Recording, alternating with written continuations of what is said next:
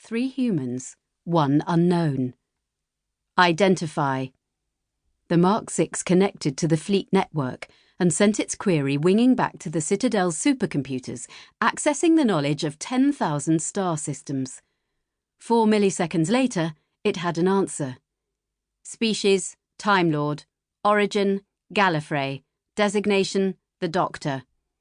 A list of the most dangerous species in the universe scrolled across the Mark 6's display. Sontarans, Cybermen, the Daleks of Skaro. According to the database, they had all fallen to this Doctor's sword. Not that the machine could actually identify a sword, or indeed any kind of weapon at all, on her person. The Mark 6 hesitated. Until that moment, every factor had pointed to an overwhelming victory in its favour, but this new information prompted it to inject a note of caution into its plan. Rather than risk close combat with a being so obviously lethal, the machine adjusted its tactics, choosing instead to launch a ranged attack. Selecting its primary armament, a plasma beam rifle built into its right arm, the Mark 6 activated the laser rangefinder and calculated a firing solution. "No good," said Yaz, returning from the back of the cave. "It's a dead end." She pointed to the cave's mouth. "That's our only way out." "Are you sure that robot thing's even still out there?" asked Ryan, squinting into the fast-fading daylight. "Maybe we gave it the slip." With a noise like a great gulp, the interior of the cave suddenly bloomed the colour of stormlight. The air sizzled, and a burning smell filled the small space as Ryan scrambled frantically towards the back of the cave. Looking over his shoulder, he saw the boulder he had been sheltering behind was split cleanly down the middle, as neatly sliced as a loaf of bread. "And I suppose that isn't a death ray," grumbled Graham, brushing stone fragments out of his hair.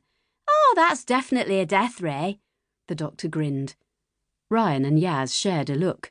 "I've seen that grin before," Ryan whispered, "on Proxima Ceti, just before she outwitted those carnivorous chessmen." Yaz nodded. "And on that derelict space station, when she worked out how to defuse the temporal anomaly bomb with 3 seconds left on the countdown." "Couldn't have done it without you," the Doctor said, striding past them. Ryan hadn't travelled with the Doctor for long, but even in their short time together, he had seen her make impossible escapes more times than Harry Houdini, and one time he'd even seen her escape from Houdini. Well, not the real Houdini, but 200 evil cyborg clones of the great escapologist in the subways of New York City in 1904. But that was another story. What, he wondered, as he watched her march towards the cave entrance, could she possibly have planned now? The Doctor stopped beneath the stone arch at the cave's mouth. This planet had a short day-night cycle, and the sun was already low on the horizon. The last of its slanting rays cast a golden aura around the Doctor's silhouette. Standing there, glowing, she looked invincible, perhaps even immortal. She raised both hands. "We surrender!" she called out. The Citadel rose 12 kilometres out of the blasted plains, a shining tower of iridanium steel.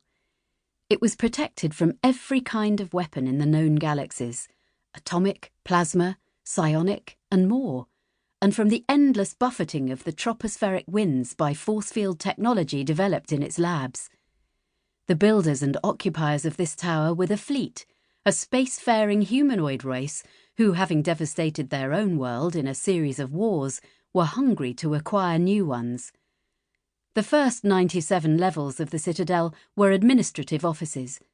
No one considered paperwork before embarking on a galactic war.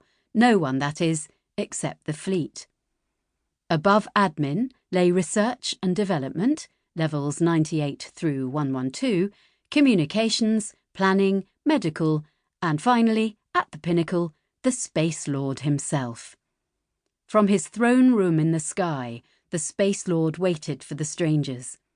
News of their capture had come in over the network barely half a cycle earlier, and they would be brought into his presence shortly.